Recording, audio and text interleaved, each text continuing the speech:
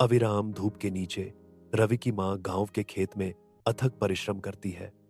उसका झुर्रीदार चेहरा वर्षों के अटूट समर्पण का प्रमाण है।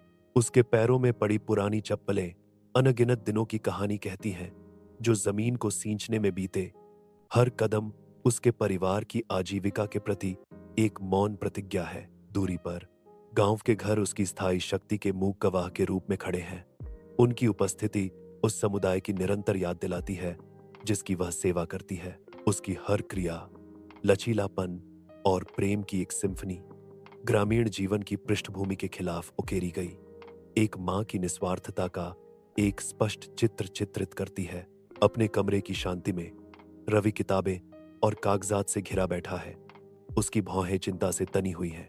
कमरा हालांकि सरल है, अनकही कहानियों और ज्ञान के भार से भरा है। उसका ध्यान गहन है, मानो पन्नों में ऐसे रहस्य हैं जिन्हें वह बेताब होकर उजागर करना चाहता है।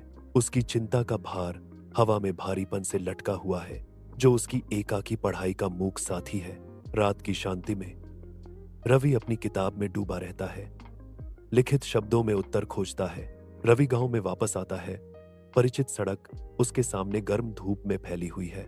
उसका दिल कस जाता है, क्योंकि वह अपनी मां को खेत में काम करते हुए देखता है।